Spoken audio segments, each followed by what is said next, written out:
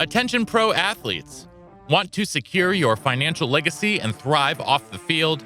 Oakbridge Wealth Management, led by wealth manager Chris Anicetti, is your dedicated financial planning ally. But don't take it from me. Take it from the Dallas Cowboys' Tyler Biadasz. He says, Chris set goals financially and has been incredibly impactful in my journey in the NFL. Experience our customized, comprehensive approach, trusted by top NFL players. Don't leave your financial success to chance. Connect with Chris on Instagram at OakbridgeWM_Anicetti. That's OakbridgeWM_ANICETE, and let Oakbridge Wealth Management guide you across the goal line. Bernstein again, big opening, pass 5, pass 10, Vermont's a man, and he goes all the way to the 15-yard line. 17 yards out of the Welcome back to a very special edition of Believe in Badgers and Camp Randall Platoon on the Believe Network, presented by BetOnline.ag and Oakbridge Wealth Management. I'm Matt Perkins, joined as always by Badger legend, the Hebrew Hammer himself, Matt Bernstein. Bernie, how we doing Big today? dog. I mean, man, every day of this podcast is a holiday, but I'm not a legend in this group, which is really nice. Yes, you are. Yes, you are. Yes, you are. Listen, I had to pay my best friend from high school to put that question up about who's the best fullback. Is Bernie the best fullback? So, listen. Oh man, we appreciate you guys having us on. We obviously, me and Soldier been on you guys' show. Warren hasn't been on there yet, but it's always good to chop it up. Obviously, rough year for us as fans, former Badgers, but all in all, it's going to take time. That's the big thing about change. It's not going to all happen so fast. So I think that's what people got to learn a little bit of patience. It's hard too, right? Like we've been saying and trust the process, but man, I think we just so used to win, especially our group. Like, us playing, we so used to winning, man. It's looking a little different right now, but we just got to trust the process. It'll come along for sure. For sure. But even losing, you do it in a different – I just feel like we do it in a different way. I'm really sour after Indiana, so I'm going to try not to go deep. I thought that – Dub, tell me I'm wrong, but Indiana was terrible. Oh, it was bad. Yeah, it was bad. They're bad. We just played hard. We played down to the – listen, I was there in 2003. We lost there. I was there. But I feel like we just did it a different way. Like we were – Yeah. Before we do, want to remind the good folks listening and tuning in wherever they are that we are presented by BetOnline.ag, where they continue to be your number one source for all of your online sports wagering needs. You name it, they've got it over there at BetOnline. Head on over to the website or use your mobile device to sign up today and receive a 50% welcome bonus on your first deposit with our promo code BELIEVE. That's BLEAV. BetOnline, where the game starts. We didn't play our brand of football. Obviously, it's a different style, but we lost that game. Yeah. It wasn't like Indiana did anything crazy to beat us. Like when you beat yourself and you know that you lost the game because you couldn't score or because you couldn't get the stops and things like that, like that's what makes it hurt worse, especially against a team. No offense, Indiana won the game, things like that. But for something like that, knowing what we've been and what we can do, I mean, that's the part that hurts the most. Yeah, it was tough to watch, honestly, just sitting there watching the game. They jumped out early. They jumped out early last week. Offensively, they played with a lead against Penn State and all that stuff. But for us, I thought, we've been a second half team all year long. You just figured at some point, that first drive of the second half, we went out and scored, then that was it. So you just waiting for a little bit more from the team, just hoping somebody was going to step up and maybe take charge, and it just never really happened. I know we have a bunch of injuries and all that, which is it's just definitely a factor. Some young guys stepping in, having to play a little bit more of a major role. Just in that situation, you just would hope, guys would just try and capitalize on that opportunity. And there's no offense to Indiana. They always have athletes that are not typically a good football team. I know they were solid a few years ago, but if you give a team like that life and you let them play from ahead, fourth quarter, and it's like a one-score game. That's what they also had one guy on the defense from last year. They're all new dudes. So once those guys start gelling, they might be much better, but they're not there yet. At least I don't think they were. No, I don't want to hate on Indiana so hard because we just played a very soft game. Yeah. And I was telling Matt this in Sweetfeed. I think you can understand this. We are with our third and fourth string tailback. Yeah. One of them's a fullback, right? Like, I love him, but he's a tackle-to-tackle dude. Yeah. And we're throwing swing passes to him. Yeah. Yeah. And they're big-time possessions. Listen, yes, we have injuries, but, like, if I'm a coach sitting there, I'm like, hey, Yakamel, you're a little bit faster. Like, you're good in space.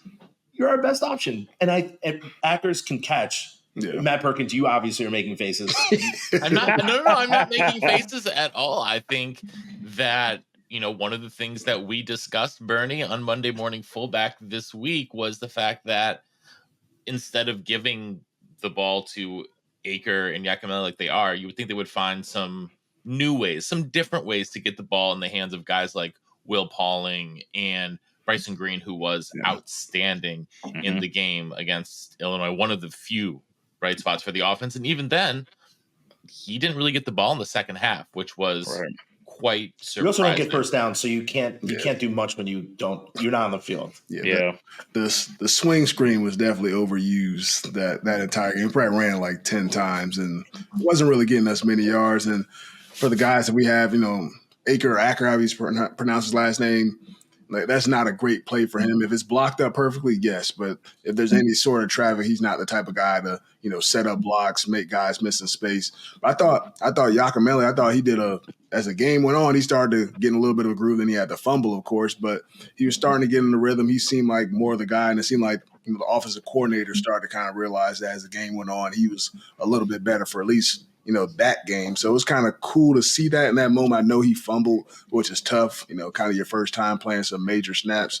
It's definitely hard to put the ball on the ground. But I did like what I saw from him as the game progressed.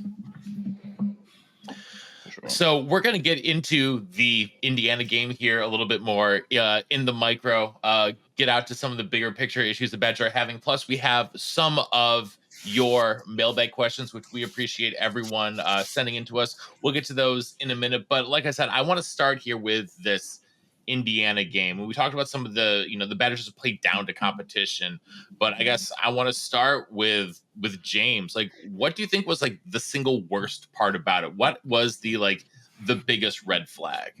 For me, I kind of talked about a little bit earlier, just the second half. Obviously you're up for the Ohio State game. You're playing whatever the number 3 team in the country, number 1 team in the country, whatever it was at the time. The stage is set. You're going to be amped up for that one. So we talked about on our pod, there's a good chance they're going to come into this game a little bit flat, not a big atmosphere, not a packed house. Indiana, they're just searching for a win. They're not playing for anything. So they're going to take advantage of that early on in the football game. The disappointing thing for me was just in the second half, I was expecting us to flip a switch and be like, okay, look, they got us in the first half. Defense stepped it up. Offense, we scored on the first drive, but then, just nothing more from that. And like I said, I don't know who's like the leader on the offense right now. You're missing your best back. You're missing your starting quarterback. So who's the guy that's going to take charge of that? We don't know. I mean, Will Pauling, he's a new guy there. I mean, he's been making plays. But, yeah, when you're missing your top guys in the huddle, kind of get everybody straightened out, I think that's a big part of it too. For sure. That's a great point. I mean, DK's hurt, so pretty much all their guys are so that's a great point. I'll just jump in because my biggest, and I think all of us could understand, is we didn't do 4 quarters. We didn't play 4 quarters, and when the game was on the line, and we were had to make something happen, we literally went backwards. We got penalties, we got sacks. It's just not playing like the mental football like Wisconsin. No matter if it's a grinded out, power right, power left counter. No matter what the play calling is, it just seems like we're just not physically or mentally there to take that next step, and that's disappointing to me. I just thought we'd be more competitive when the heat is on. Yeah, I guess. Yeah, and you made a good point. I think 2 things from what you just said. One, you said we didn't play a 4-quarter game, which we haven't done that yet. This was a week for us to be able to put together a 4-quarter game, playing against an Indiana team that isn't as good this year. That was your opportunity to put together 4 quarters of solid football, get a win, get out. And we weren't able to do that. And then on the flip side of that, we talked about the key injuries that we've had. I think of my time at Wisconsin, having that next man up mentality. We talk, some of me, Sojourn, and James talked about this, a couple of days ago. It's just where are the young guys at that are chomping at the bit to have their opportunity? You know, we've always been able to have a guy step up that you probably didn't hear about or you hadn't seen played, now finally get some time. Now you're going against Indiana. Like, this is your opportunity to make some waves and either set yourself up for the following week or next year. You know, people know your name, coaches know you, they know you can play. Like, this is your opportunity as a guy that is filling in for a star, for a star player, for one of your key players. So those are the two things that I think just really stuck out. Was we have yet to put together a fourth quarter game. Obviously, you'd hope to do that earlier in the year, but this was one of our opportunities. And then for two, having guys step up, that next man up mentality, showing like, I want this. And we just hadn't seen it. We just didn't see it. I think it's just having a meaningful passing game, right? And, the stat, we talked about it, right? The stats, our stats as far as the passing, it doesn't match up. Like we did throw the ball well, but when you get in certain situations like third and, mid, and then even us going for it 3 times on fourth down, right? And, a quarterback just missing, some of those passes that he should make. Having a meaningful passing game is what is going to get you through, some of those rough patches, right? Especially with our two-star running backs being down. Guys in the passing game have to step up. And I think that's just kind of been like a dark cloud over our whole season this year, right? Like switching over to an air raid offense, right? So I think as fans and then us as former players, we've been looking for this passing game that comes with the air raid offense, and it just hasn't been there. So I think moving forward, that is going to be something that is extremely important that we have to, I guess, get up to speed to the terms that I think everybody is looking for, which is the air raid offense. Sojourn, what do you think the biggest reason that the passing game just hasn't been there so far? Like, I think a lot of people feel, there might have been some hurdles getting there, but it's been worse than most people expected. They're 88th in scoring offense in the country. Like, that's not good. It's so tough to say because, we talked about it, right? Like, we have the guys to do it. If we want to talk about a receiver group, this is the deepest I think we've been since, Q and, KP and AJ Taylor. Like this is the deepest so we have the weapons, I don't know. I don't know if maybe just the rhythm now is thrown off just because Tanner has been gone. But I mean, it wasn't up to speed when Tanner was in there. So I just think play calling and knowing your guys and knowing what their strengths are and putting them in the, the position to, play to their strengths and make plays. I mean, we have guys that can stretch the field. We have, Will is getting open in intermediate routes and, being a key third down target. But then obviously DK being hurt this week, but he's somebody that, I felt like he should have been receiving way more targets and getting him into that rhythm and trying to get him open because he's a playmaker. Like, we seen it firsthand in the Ohio State game, just on the punt return that he was able to, catch, make some guys miss and get up the field. So when you have guys like that, you gotta figure it out and put them in position, to be successful. And I just think, not saying that, the guys haven't been getting open because there has been some, tight windows, but so it works on both ends, right? Like guys got to be able to make plays and finish those catches. And also just on a coaching aspect, we got to be able to, scheme it up and draw those guys, routes and plays for them to get open.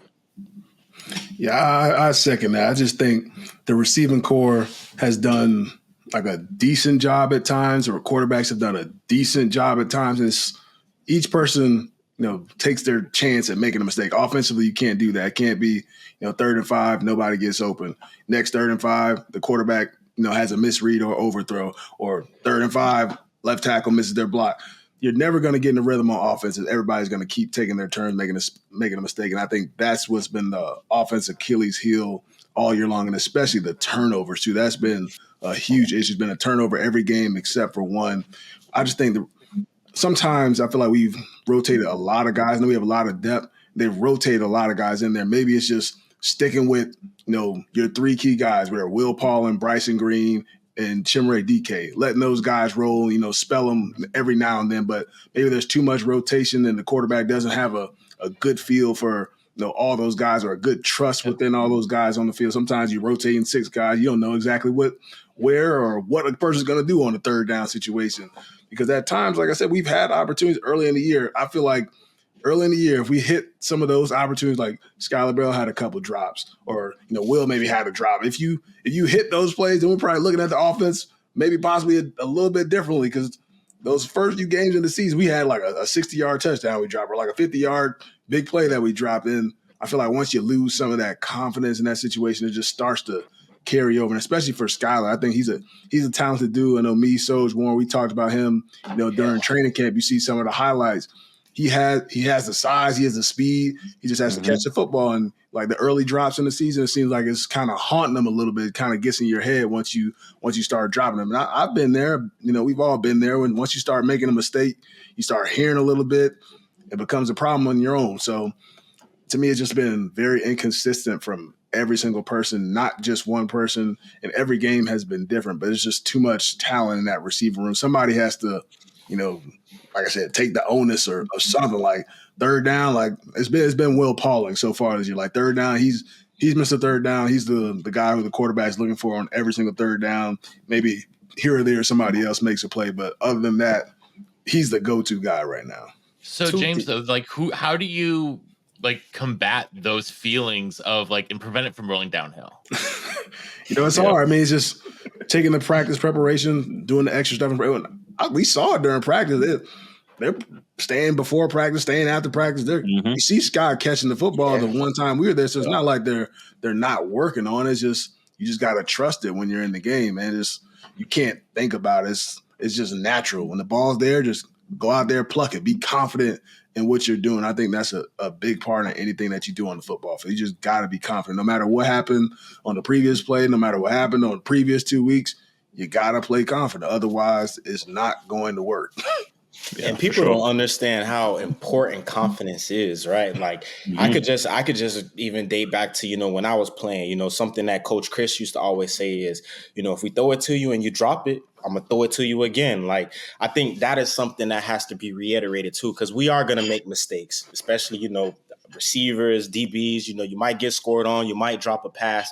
It's gonna come back, man. If you're on the defensive side and you play DB and they score a touchdown on you, best believe they're gonna throw the ball to you for sure. You know what I'm saying? Like, coming back, it's coming right back to you, and it's gonna be the same thing. And they're gonna see if you're willing to fix it. And then also just on the receiver side, like I know Sky has had some key and big drops in certain games, but my thing would just be to just he's getting open, right?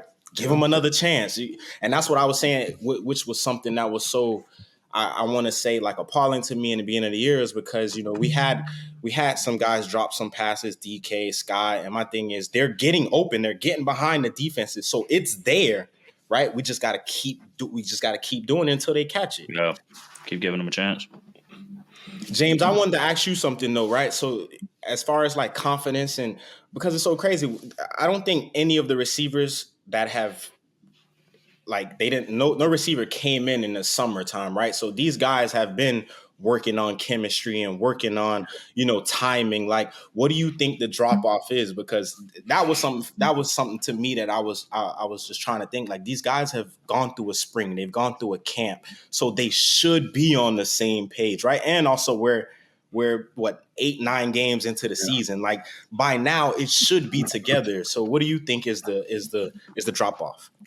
Well, for me, it's got to be in practice. There has to be some issue in there. I know something that Bill Belichick always preaches to us is practice execution equals game reality. So something must be off when it comes to practicing and everything. Because I feel like if you're practicing, well throughout the week, every single year, and the chemistry's there, I feel like it has to show up on game day. And typically, if it's not going well in practice, or you kind of not hitting it in practice, you show up on Saturday, it's probably going to be a little bit off. So I haven't seen the practices, all year long and all that stuff, but I just think it has to start there and it has to translate. I mean, if you guys go out there, have a good week of practice, you doing extra reps during defensive periods, whatever it may be, you get plenty of reps. In college practice, probably more than you ever need. But I don't know about now. They probably got it. They probably got it made now. But yeah, I just think you just got to take that practice preparation, very, very seriously, man. Because a lot of the times, what happens in practice it ends up showing up, probably more than half the time, and it's a lot of times the same exact look too. So, like I said, just taking that serious and just trusting your preparation. I think that's the thing when it comes to that. So, when you guys were in school, I guess, Warren, I want to start with you. How do you bounce back from what is frankly an extraordinarily disheartening loss?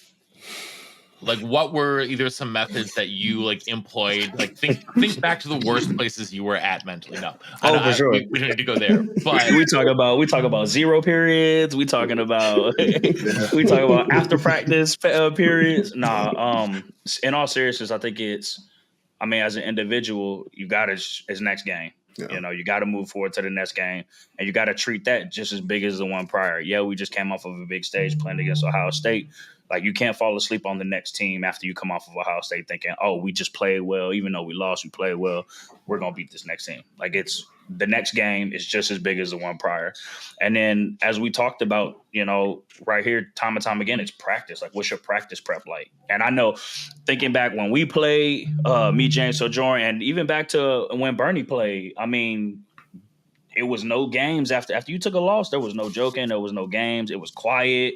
Like, people, it's accountability. And that's the biggest thing, is accountability, like holding yourself accountable, but also holding the guys that are next to you accountable. So, like, how are you practicing? Like, is it y'all joking around? Like, and it's not saying that you can't have fun at practice, but you did just come off of a loss. Now you just came off of another loss. Now, what is it going to look like going in the next week? Like, okay, like, real talk in the locker room. Hey, yo, we need to effing pick it up. Like, this isn't who we are. This isn't our best ball, things like that. Like, guys, we need to step up. And first off, you got to look in the mirror, and then you got to help pick up the guy next to you so they can move forward. But it definitely starts with practice prep. Like, you have to go into that week of practice, like, giving everything you got, every period. Don't take a play. No, you're not taking plays off, like, challenging that person in front of you, because now, I mean, it's getting real. Like, you just lost to a bad football team. Like, no offense to Indiana, but, like, historically, Indiana's been a bad football team, and we have not been that. We've had success. So now you have to take this seriously and step it up in practice. Because, again, like James was saying, practice. What would you say? Perfect practice, game reality. Practice execution equals game reality. Practice execution, game reality. So you have to take it seriously. So you got to challenge each other. You got to challenge yourself. You got to have accountability, and you got to go into this next week and knowing that anybody can get beat on any given Saturday. My dad used to say that all the time. Yeah. And you have to keep that mentality. You go ahead, so if you want to chime in. Yeah, Matt, you just saying, go think about just the bad places we've been after losses. Like, I could honestly remember just that flight from Arizona was so quiet and long and bad. And then obviously we got a game that we don't really speak much about, the Big Ten championship. But just thinking about those games and just how just trying to bounce back, like, it's just that feeling that burns and that hurts, right? Like, I don't know. I can't say, everybody has the same passion, that I have towards the game. But, like, for me, it was just always like, I can't just wait to get back out there and just fix the stuff and the mistakes. Like, that was what was important to me. And here it is. We got another team that, is coming in this weekend, right? Like, traditionally, it's always been a tough matchup against, Northwestern. They're always going to come in. They're always going to give us a run for our money. And they're fighting for bowl eligibility, right? Like, their season hasn't gone the way that they would want it, with a lot of things, circling around that, that college. But here they are with these last three games. And literally, if they win 2 out of the last 3, they're bowl eligible. Like, that would be a plus for their season with everything they've gone through. So if you don't want to get embarrassed again, which, like you said, Warren, no disrespect to Indiana, this year they haven't been a good football team, but we lost to that team. If we don't want to lose to another team that is in the same and similar situation, we better come out, with that same that same intensity we had against, Ohio State, where we were just, you could tell, right? The aura around the team was, they wanted to play tough football and they wanted to play good football, and they didn't want to go out there and get blown out. If we don't come out there with that intensity this Saturday, we can be looking at taking another hard L on not only for just our team, but these are tough L's for our program. for our program. So we got to come with it this Saturday. Whatever we got to do. Yeah, I think it's a big part of it too is just making the corrections. I mean, you lose 2 weeks in a row. What is it that we're doing wrong? What is it that we're doing right? Whatever we're doing wrong, we got to get it fixed. Turnovers hasn't been fixed.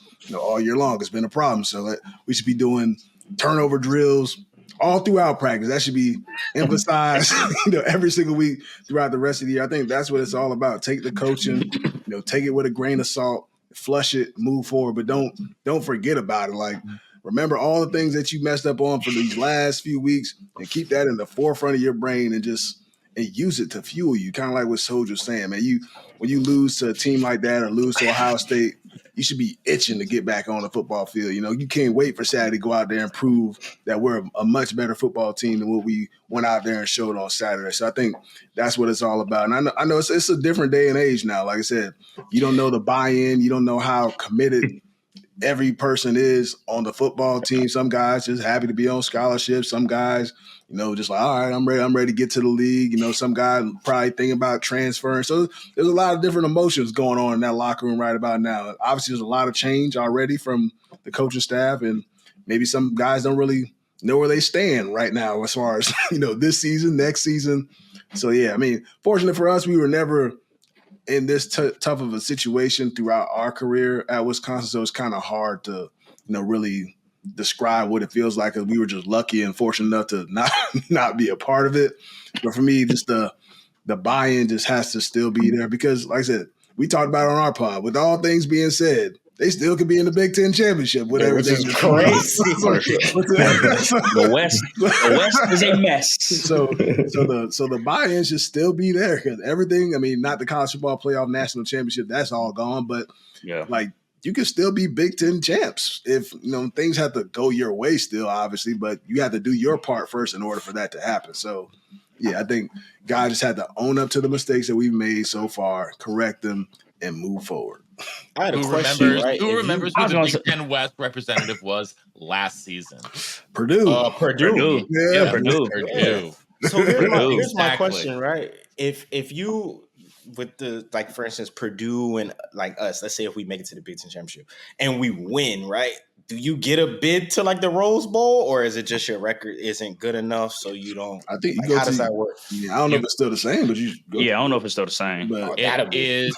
So it depends on if the Rose Bowl is not hosting a college football playoff game, they get I think still like Big Ten and Pac-12 champion, unless they're already playing in the CFP, and then they get like the highest ranked. It there's a lot of different sliding doors and like bidding systems that Bernie and I talked about with Gary Stokan on a recent episode of Believe in Badgers. You should check it out. He's the commissioner of the Peach Bowl. Plug for us. Wait, James, you reminded me of a pretty funny, just random things that used to happen. But dudes that would fumble, and our defense at one point was great, and I don't know why they would do this, but every time you turn and jog back to the huddle with the football, some dude would come over and try to hit out of your hands. Yep. And if they got it, you'd get MF'd by the coaches. And you're like, dude, this is not even a play. Like, the whistle's already, but it doesn't matter, right? Like, anything and everything is important. Warren, I love what you said about accountability. Dude, it was ruthless. Ruthless. I would say after a game like Indiana, you would go to Wando's or the college club, forget about everything that happened. Hey, drown it out. You come back on Sunday feeling real bad about yourself, physically, mentally, and then it was then game week again, right? Like, you have to have amnesia. You have to just push through. But dude, practice and everything was ruthless. Like, even going to study table was like hard. Mm-hmm. They're not like, you're not writing your eye, you're not dotting your eyes hard enough. Everything was. Everybody's different. I don't want to see anybody at Wando's or and seriously, like, I just think about, when we lost to Northwestern my junior year. Senior year.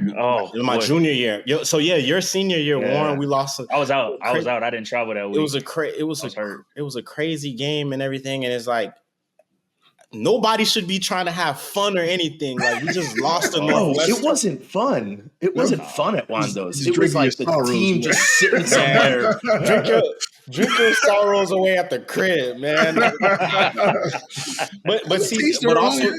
but also too, like we said, it's way different times. Like, you know, back then you probably couldn't check Instagram and Twitter and see everybody out partying. Like, for me, like there was some pivotal games that we lost, and I check Instagram and it's like people are out, and that's just something that just used to piss me off. But like we said, you can't, you know, put how you would take things on everybody else. But that was just something to me. Like, bro, I hated losing. Like, I literally shedded tears crying after we lost that Big Ten championship game against Penn State. It's because it's like, I know how much those summer workouts, those winter workouts, like, you put so much time and effort and work and, you know, blood, sweat, tears.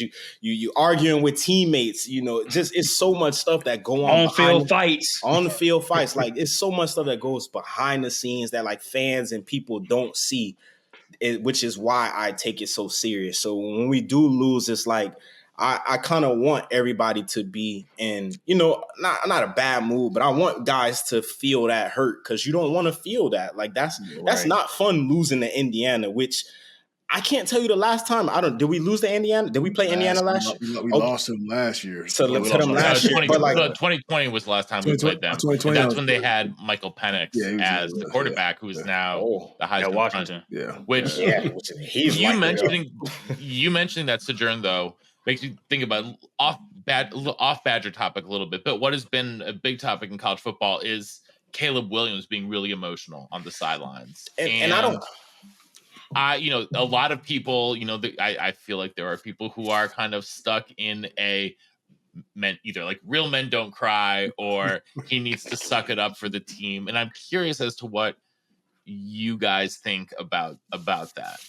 I think it was a little OD to just jump in the stands. But you know, I got no problem with, you know, guys, you know, shedding a tear, because like I just said, the amount of work that you put in year round and just all the situations, like even myself, I shedded real tears after that Big Ten championship game, man. I'm not ashamed of that. Like, I know the work that we put in as that team. I know those goals that we set. And then for us that year, it was kind of like we were ranked either like 5 or 6. And if we win that game, I mean, obviously we don't know what happens between, I think it was Oregon and US. Was it?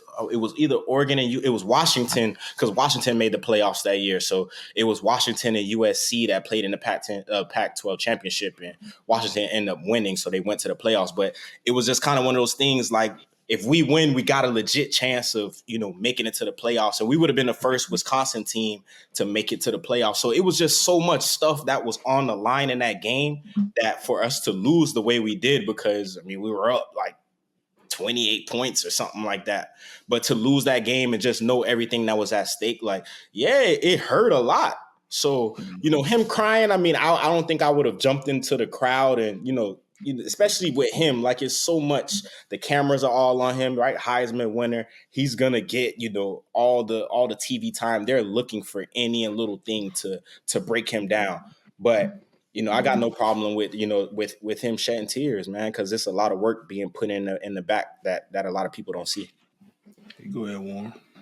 I was gonna say, I kind of feel different about it, like, in a sense of, like, I don't mind it. You know, he got up there, his mom's was up there, his pops was up there, his family, you know, him sharing that moment with his family, and, you know, you could just see his passion for the game. Like, he don't like losing, obviously, and nobody likes losing. So for the people to criticize a guy for being passionate about his team losing the game, obviously you're not performing up to what everybody was expecting you to do that year. You're putting in all this work, as Sojourn just talked about. Like, I don't have a problem with it. Like, I can like, after that Big Ten championship game that we don't speak of, like, I didn't, you know, I ain't go up and jump in the stands, but like after that final buzzer hit, like, I was crying all the way to the locker room, like, no lie.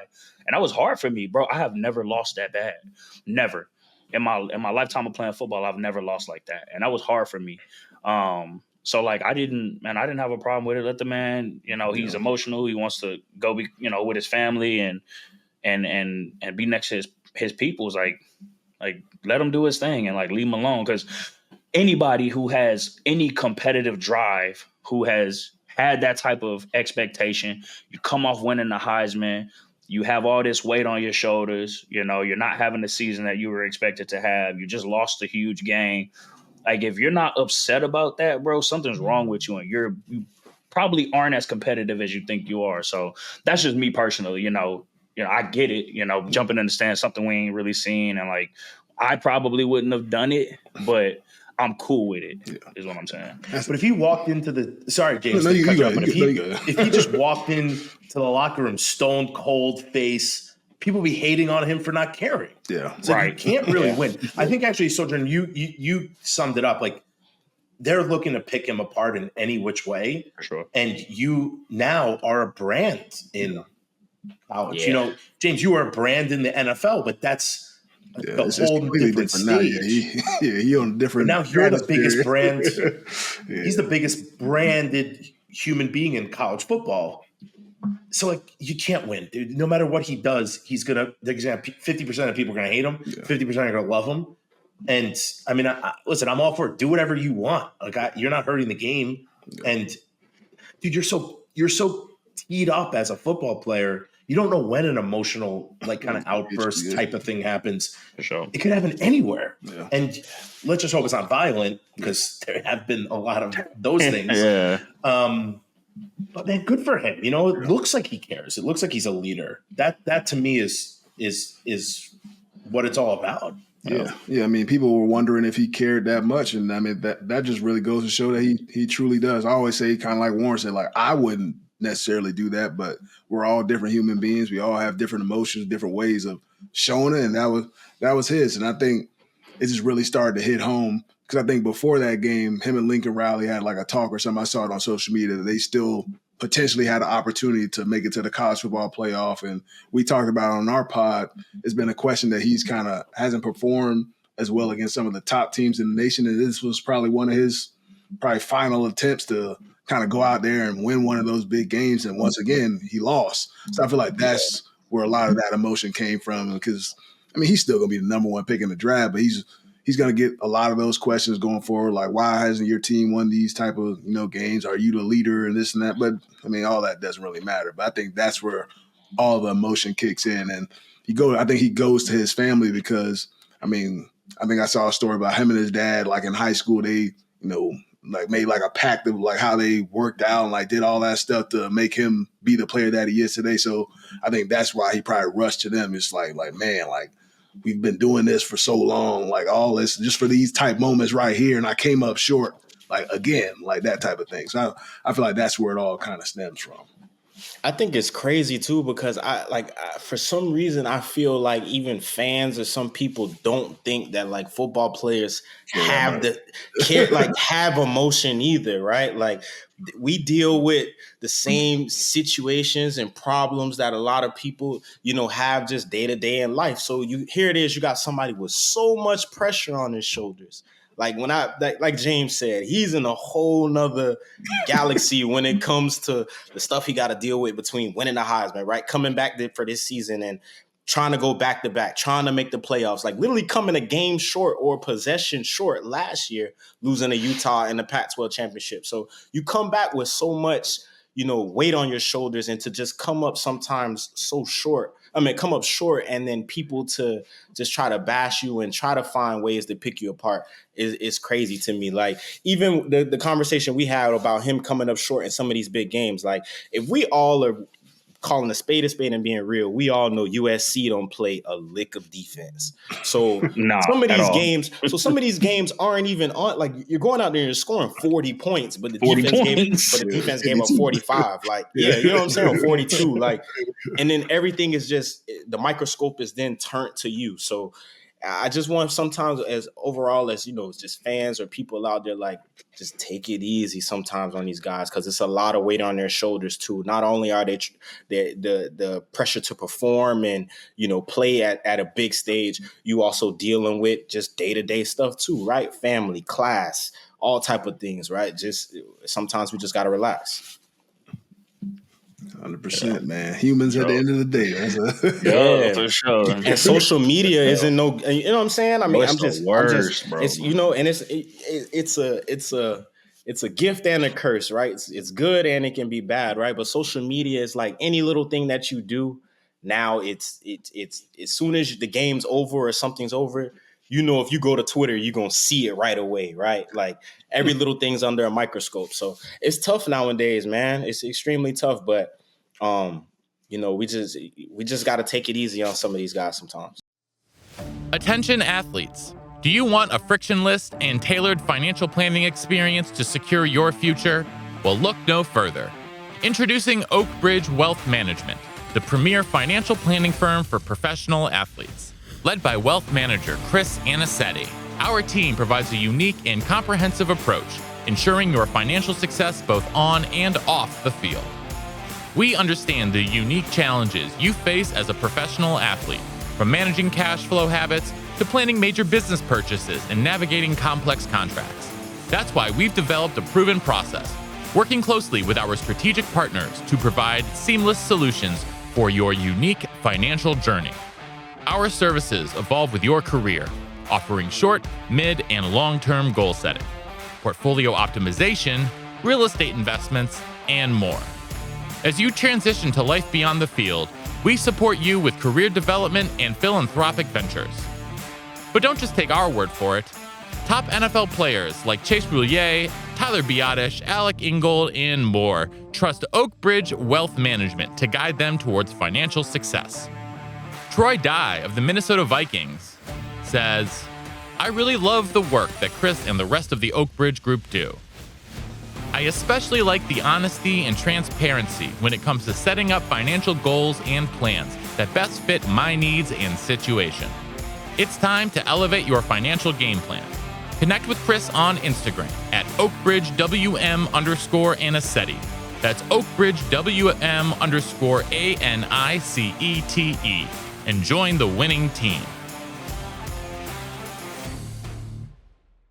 Now, there are some positives of social media. Oh, of course. One of those being for sure. that y'all can tell us what you want to hear about. Yeah. For sure.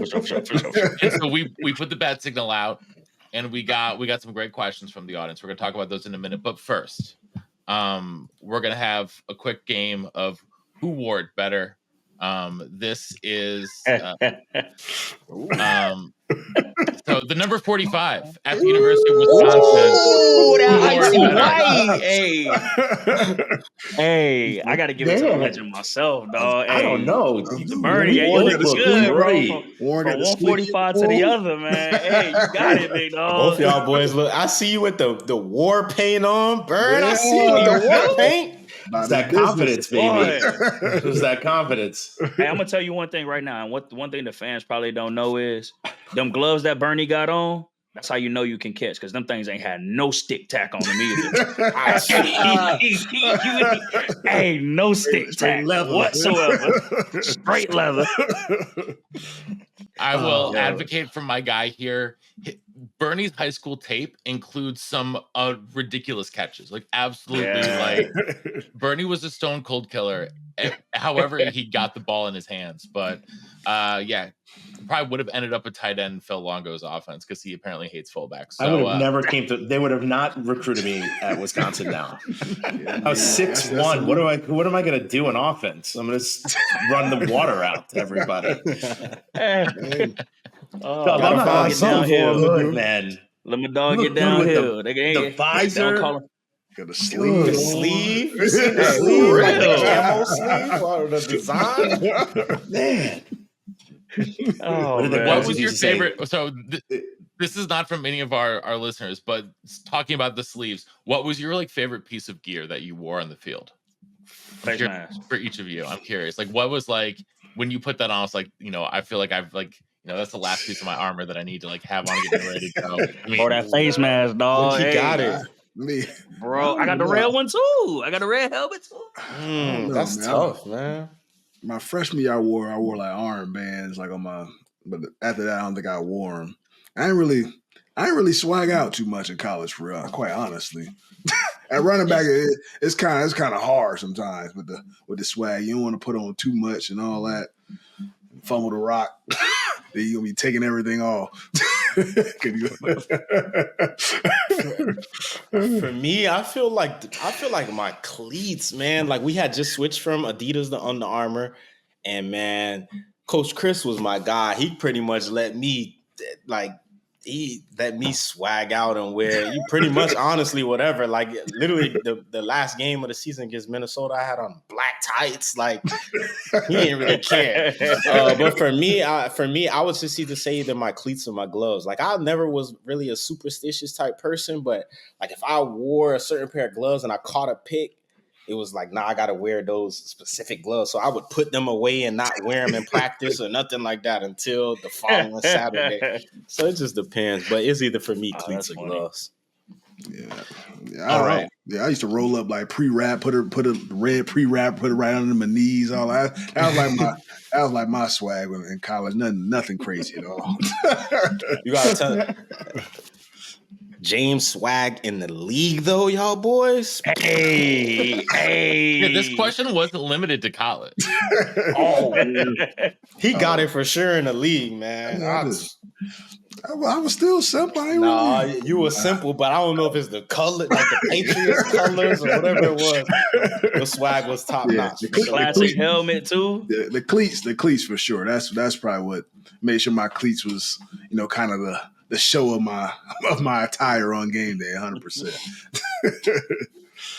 All right. Well, let's then we'll take a couple of these questions from our fans, and I guess this is sort of like a big picture one about the program right now.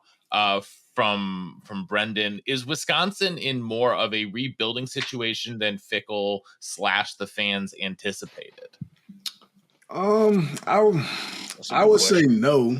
I mean, if we watched last year, they weren't that great of a football team. So I know we had a bunch of transfers and all that, but it's not just gonna those 17 or whatever guys, how many guys came in this year weren't gonna just completely shift us into being number one team in the country, even though we got a good football coach and we had a good staff and all that. So I don't think it's in more of a rebuild than what we expect. I think, like I said, obviously recruiting classes are going to play a huge factor now.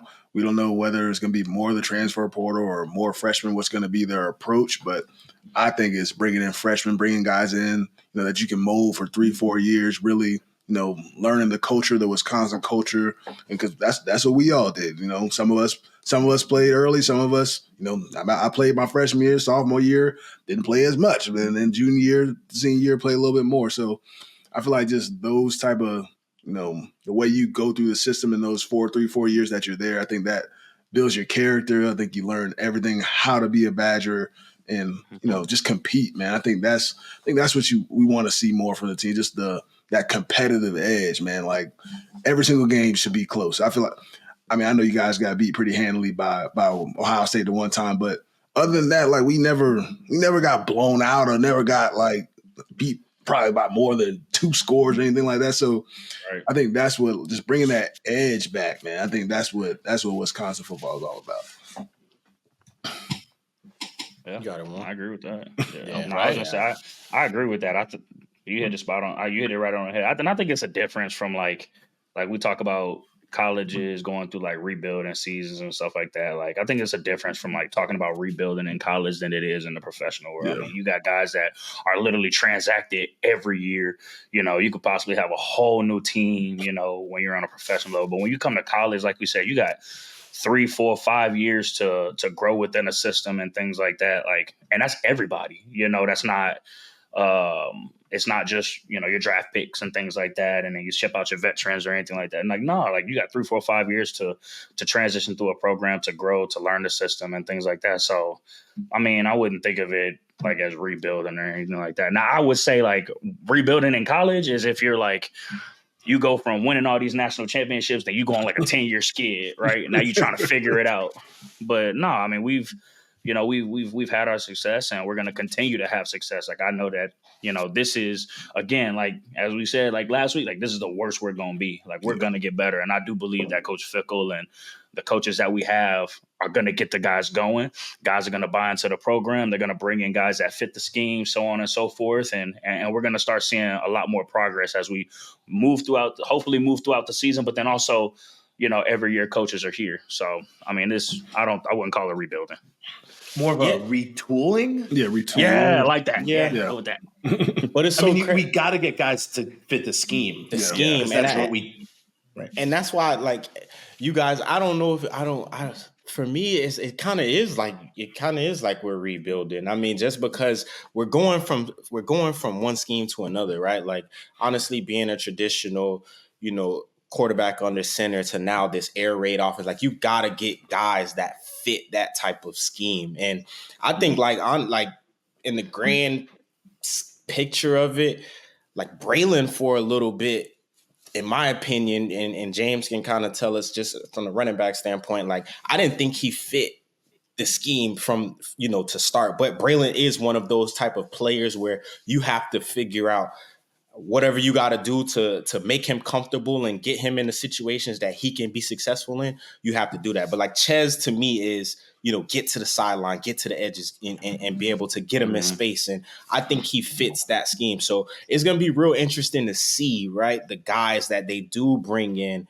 And then once Coach Fickle gets his guys in, now we can truly, really assess and say, like, okay, you're starting to get the players in that fit your scheme and that you feel can be successful.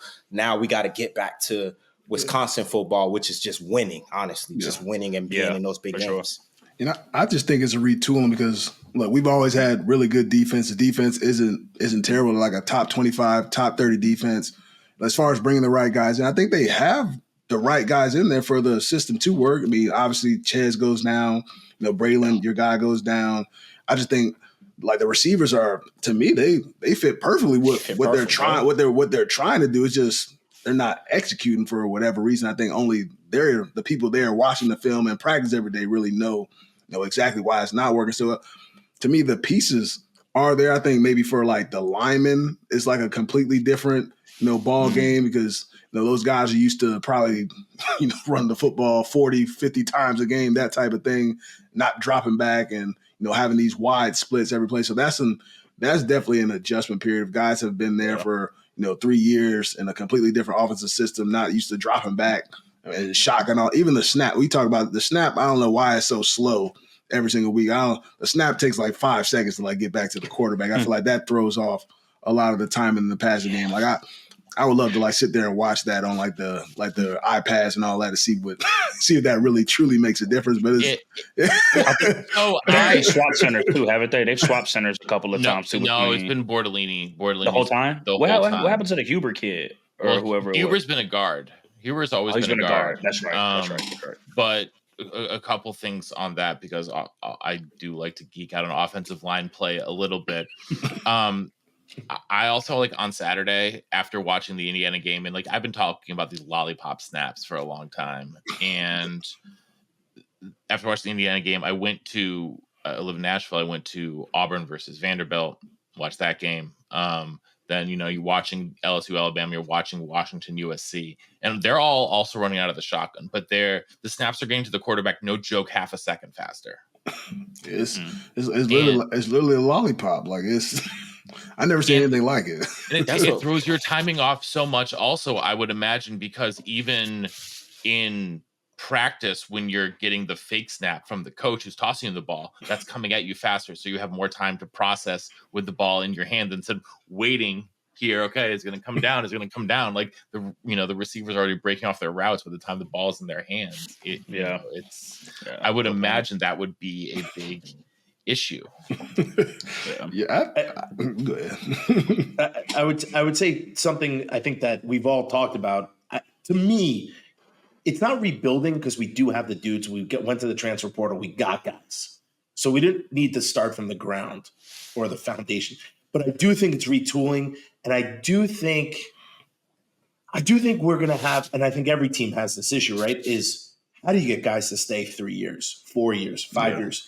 James, how do you get dudes to stay who are going to be like, I'm not going to be the starter? Yeah. Or there's 6 guys in front of me who are amazing, but my time will come. Do these things happen anymore? The college football landscape is very different. So I've heard Fickell talk about how he wants that to happen. Like, that's his goal. He doesn't want to do transfer portal. It becomes the NFL kind of, right? Like, you got dudes coming in and out, which is fine for the NFL, but it's not the culture kind of we grew up in and played with. So my question is just to the college football in general is, can that be a realistic goal to keep someone 3+ years? I mean, I think it can. I think it just all the coach's approach, and if they can get those guys to buy in. And it's hard. I got to talk to him a little bit, like in the summertime or whatnot, before training camp and all that. He said he wants guys to be there, for 3-4 years to really learn the system, come up in the program. So when like your time is ready, when you're ready to play, you're ready to play. You know what it's all about. You know the expectation.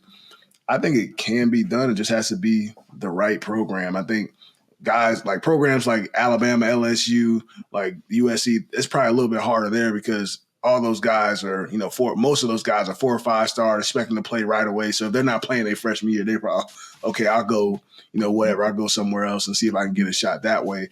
But for us, I feel like the recruiting process is going to be a little bit more of the same. We're going to, get a 4-star here and there, or we're going to probably trying to get 4 stars, maybe hit on a 5-star every now and then. But it's still going to be mostly like, 3-star kids, Wisconsin kids, all things like that. So if we can keep that same mindset when it comes to the recruiting, I feel like we can still handle it the same way. I feel like it's tough, man. Just it's tough for you. It's tough, especially like where if you have a kid come in and say he doesn't pan out or that first year doesn't go, how he wants it. And 2, I mean, I don't want to say this in a crazy way, but the kids are different now, man. They're different, bro. They're different.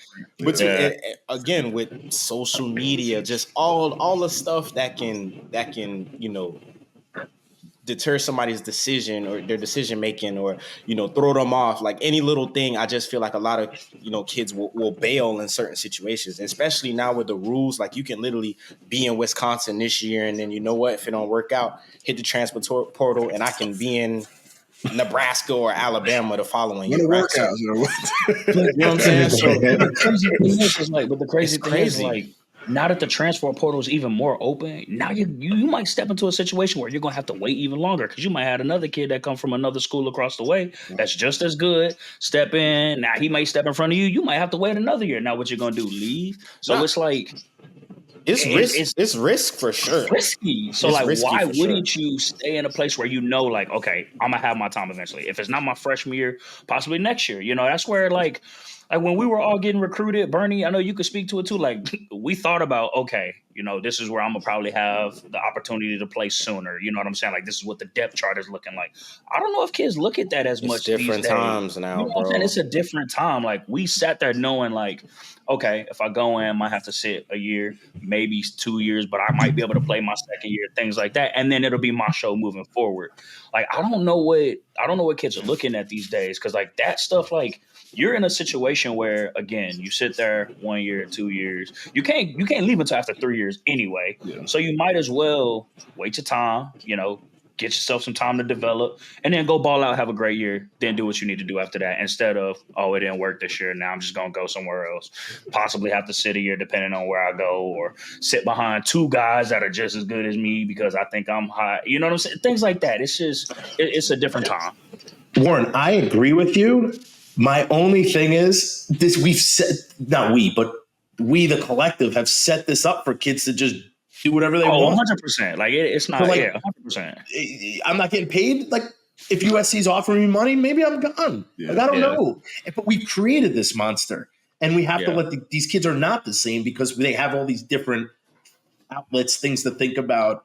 Mm-hmm. Dude, do you think I wanted anything at Wando's to come out on social media? It would have been the worst thing that ever happened, and it wasn't there. So it was sadly great that we didn't have it. Yeah. But I do think we've created a monster in that, dude, I came in, I was told I was going to redshirt. before I even got to campus. Yeah. So my expectation wasn't to play. Yeah. Imagine that. Like, that's my expectation wasn't to step on the field. My expectation was to be like, I was going to be a dummy for a whole year, right? But I had a lot of fun in that year, off and on the field. You get to know your dudes. Yeah. People respect you for working hard, not because you're doing stuff on the field, because you're doing stuff off the field, right? You become a good teammate with me not even producing a single yard. Yeah. I had friends who were seniors, juniors, sophomores, because they just liked me and they saw me work, bust my butt in practice and in the weight room.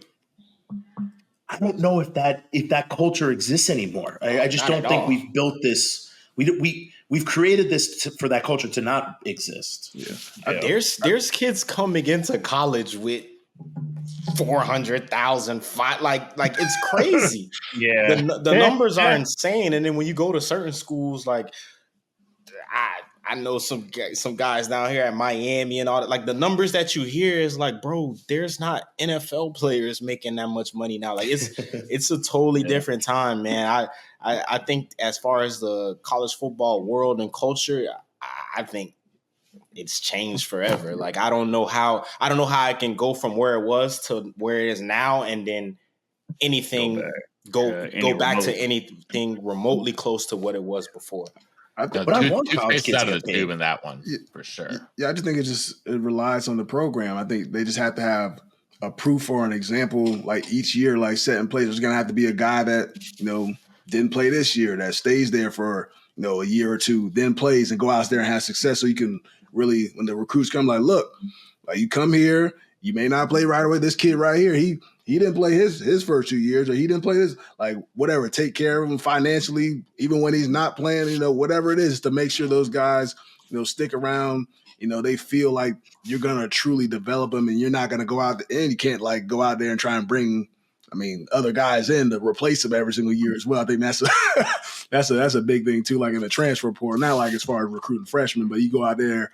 The guy doesn't play his freshman year. Like, oh, okay, I'm going to go get this guy from Alabama to take your spot. I think that's when it kind of gets a little iffy, because if you start bringing in a bunch of transfer portal guys, every single year to kind of replace those younger guys, and then, there's no chance you're going to ever, have guys that are going to want to stay there for, 3-4 years and wait their turn. But the ball game is different now, man. That's what you know what though? The thing is that we have that though. Yeah. Like we have that, and we got to utilize that to our advantage. Like you have guys like, if you think about it, TJ came in and sat. TJ played well. I'm saying it has to be with this new staff though. Oh yeah, for sure. I get that. I get what you're saying. But for sure, 100%. We have it, but here's my thing though, right? James, you got a son, right? So here it is. He's getting recruited by Texas. He's getting recruited by USC.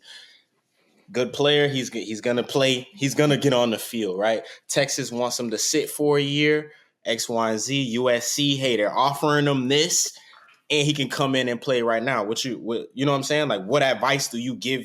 You know what I'm saying? What advice do I give my son? Where it's like, ultimately, this call a spade a spade. Ultimately, the goal is you want your kid playing on Sundays. Yeah. So USC is given the same opportunity that Texas is given, but he's getting on the field right now. Like, how do but obviously it's money involved in it, so it makes things a little bit more difficult. But how do you navigate through that with today's college football climate? Like, because it's all about the money, honestly. Yeah, it's truly all about the money and the NIL stuff. Yeah, it's hard for me in that situation. I tell my son, look, hey, if you ball, that money gonna come. So unless you getting, they offer you a couple $100,000. That's a different ball game. But if they offer you 10 racks, whatever, 20 racks, I'm like, well, look, if you go out there and perform, you're gonna get more than that. Like, people gonna take care of you in whatever, with all this NIL and all that stuff. So that's what would be my advice to a lot of these kids. It don't matter what, and a lot of these deals that they say they getting, some of these kids not really getting that, getting that money. Especially if you go out there and you ain't playing, you're not getting that $200,000 that they promise you. So at the end of the day, if you go out there and ball, you go out there and practice hard, and you're a good dude, the money's gonna come. That's the way I would kind of advise a lot of these kids. It's not just about the promise that they're gonna give you to sign that letter of intent At the end of the day, if you don't go out there and perform, there's a good chance that money gonna get a little bit revoked when you get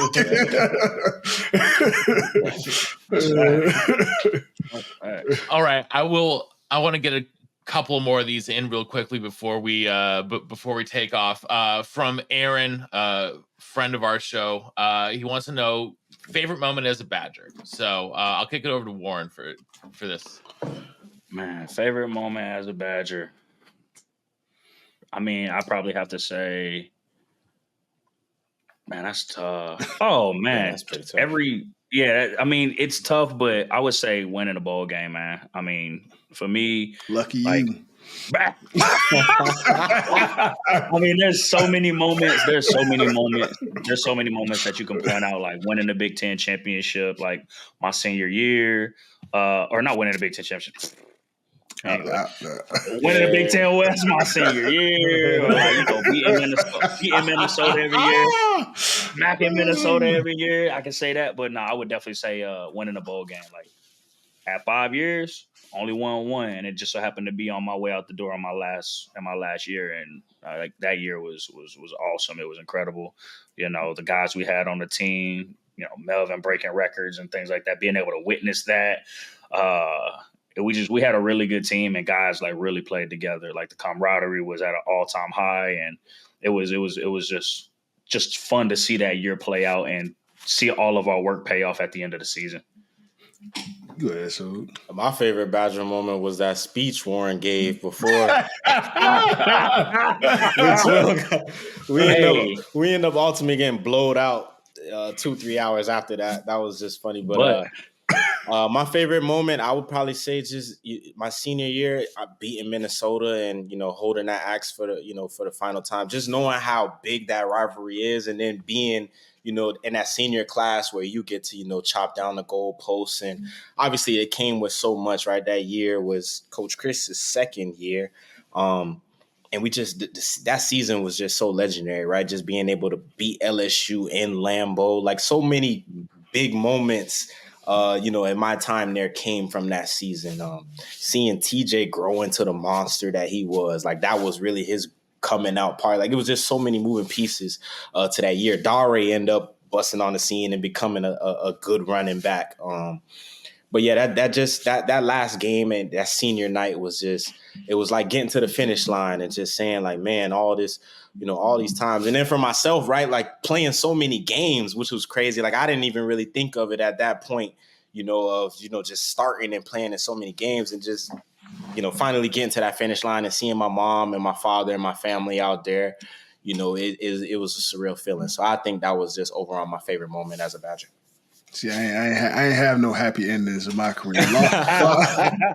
Lost on senior night, lost the bowl game, lost every bowl game. So my favorite Badger memory of my freshman year, we beat Ohio State, #1 in the country. Obviously, the stage was set, the game was fun off the rip. Gil Reed taking it to the house, and just a electric atmosphere. Just as a freshman, like that's what you been dreaming about, to play in moments like that. But obviously, we had a lot of great talent on our team. Ohio State coming in our house, the expectation probably for us to get blown out.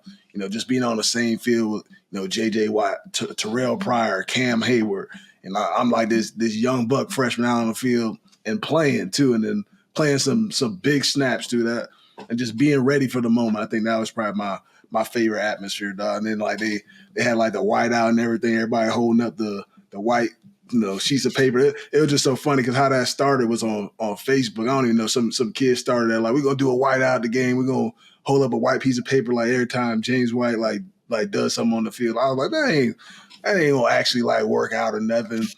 Get to the game. First you study, like everybody going like, oh, I got a ball out now. Like, what I mean?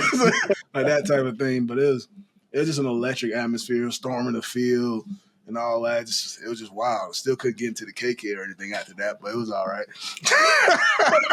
I ain't gonna lie, man. I don't think I swung a towel harder for a game on the bench ever in my life. I was swinging the heck out that towel. Well, two things, James. Was Russ the quarterback? Russ wasn't the quarterback. Scotty T. Scotty T was a beast too. Yeah. And then also, bro, you guys won Big Ten championships. Like, That's great. Y'all talk about bowl. I would give one of my bowl game wins to win a Big Ten championship, man. To get there twice and to lose both of them, one in a blowout that we don't talk about, and then the other one was a heartbreak. But like that's what the seed, like so much of that, that's the start of everything, right? Like that's the start of the goals that you come in with a year is winning your side and then winning the conference. And for you guys to win that to me is that's huge. I know you guys talk about not having bowl game, wins, but I would trade a bowl game win for a Big Ten championship win for sure. We went 0 for 3 in Rose Bowls. 0 for 3. 0 for 3. Bro, that hurt, dog. I bet the trip was amazing, though. Yeah, half that of was fire. It was fire. That probably was the problem. Alvarez and one on. We had Alvarez and 2 on. Yeah, we had one. One of them. That probably was the problem. We was having too much fun during the week, especially probably myself. Freshman year got benched. Second year lost to Oregon. Didn't really play. Then third year, didn't really do nothing. I performed like crap. Like all my bowl games aside from my senior year, I felt like I had to go out there and do something. Like me and Mel, I think both had like 100 yards, but we still lost. But it was, South Carolina. Yeah, my bowl performances were awful. Well, except for your Super Bowl performance. Yeah, I had to make up for it. You definitely did that. I had to make up for it. I'd say everything was, every moment as a Badger is the best moment. I mean, it really is. Even the ups and downs. Look at us. Dude, I didn't play with any one of you. And like, I feel like we're all brothers because we did the thing together. For sure. Maybe not together at the same time. But I'd say the most wacky thing, and this is no social media. I woke up one day, my dad called. My cell phones they existed and they weren't that big of a deal.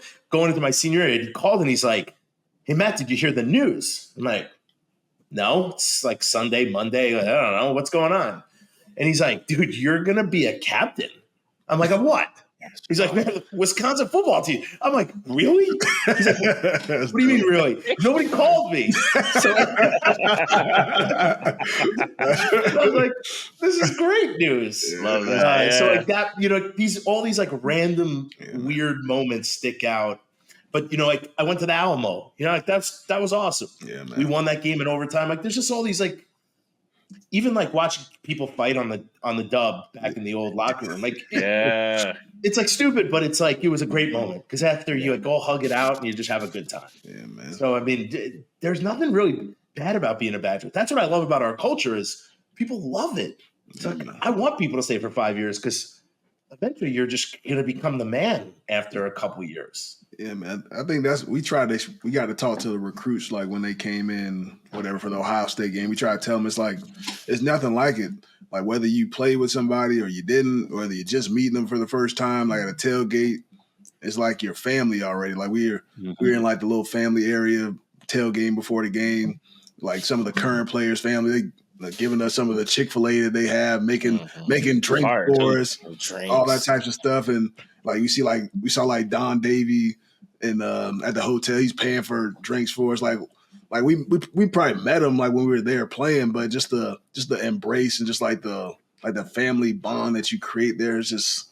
Shout out to Don, bro. He's a legend. Shout out about a legend. Don Davies a legend, bro. Don Davies a legend. I think Don tackled me when we went into Heritage Hall, and he popped like my neck out because this dude strong, man. was wearing bro. When he be hugging people, bro. I was like, dude, stop, man. Like, he's a beast. He's a beast. And he definitely hurt my neck for sure. Like it still hurts today. And that was last week. But dude, but even Don Davey, right? Like I didn't play with that guy. He was 10, 15 years before me. Yeah. Right. And like you just are brothers because of the brotherhood and you know what you did to be at the university and to play. Listen, the NFL stuff is amazing and I think it's great, but still we all did this thing. And no matter what, you can't take that away from you. Even if you never played, it's still so cool that you did it for 4 or 5 years or whatever, your time period. And that to me is special. And I don't know. It just makes me so happy to see kids and like us be able to do these things only because we played a sport and we were lucky enough to do it at different levels. Yeah, man. Yeah. That's what it's all about. Man. Amen to that, Bernie. Amen to that. I love that. A quick one for James. What's your favorite piece of fan art you've received? Favorite piece of fan art? That's tough. I mean, with social media, you get to see a bunch of stuff. I don't always receive it, but I can see it. But it's hard to say. A lot of like kids drawing stuff. I'm not an artist. I've never been able to draw. So just to be able to see like kids like draw me like in a football uniform, like if I try to draw it at their age, it wouldn't look anything remotely like a football helmet or like a football player. So I think that's always cool, man. Just the impact that we have on kids and like people across the world, just for them to like be drawing you or just trying to reach out to you. I think that's just really dope. It's hard to pick one thing because like so much, especially with social media, so much comes across. I mean, it's hard to just pick one individual item, but it's always dope to get some fan love for sure. I'm sure. Okay, and then finally, I'll get you guys out of here on this. Someone asked if Bernie was the best fullback in Wisconsin history. I told you that. One of my good friends from high school to ask that question. I'm not going to put you guys on the spot to make you answer that. So I'm going to take Bernie out of the equation because I know Bernie will become beat red if I ask him enough. But who then with the fullback now, with the fullback now officially dead at the University of Wisconsin, in the air raid, who is the greatest fullback that has ever played for Wisconsin? Alec Ingle.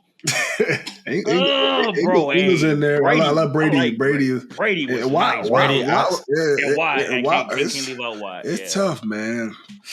Yeah, it's just hard.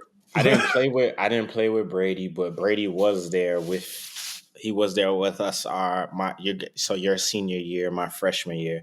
So I know he was good, but I was able to catch Derek and Alec. They both were solid guys.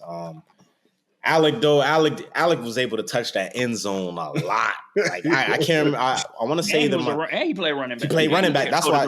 He took the field. So it kind of for him, it was like running back / fullback. But Alec got in that end zone a lot. So I would go with Alec. I remember that game that we talking about when we beat Ohio State in the camp, bro. Brady had an amazing block, took Buddy to the bleachers, put that boy into the Kool-Aid and everything, bro. Hey, I ain't never, bro. Brady was a hard worker, dog. Yes. Like, I mean, just from like, maybe, and Brady was talented, don't get me wrong. Yeah, athletic. He's pretty athletic. He was athletic, and that boy worked hard, bro. I cannot tell you. Bro, we had one practice where Coach Bostad was so upset at the O-line, bro. We probably did inside drill maybe like 6 periods in a row, bro. He was like, run it again. And my freshman year, I was playing weak side end, so I had to spill Brady. I had to like try to spill him. So basically, for y'all that don't know, we shuffle down the line. Is you wrong on him, so you take far it shoulder. It's far shoulder.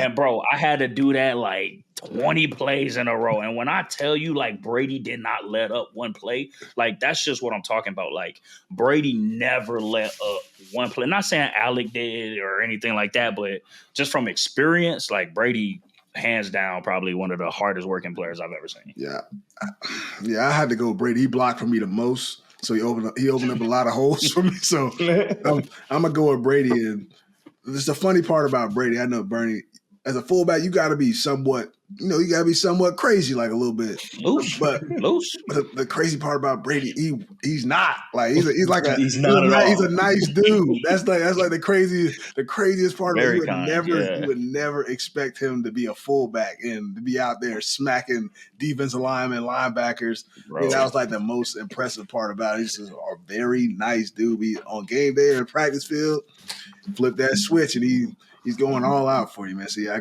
gotta go with my guy Brady.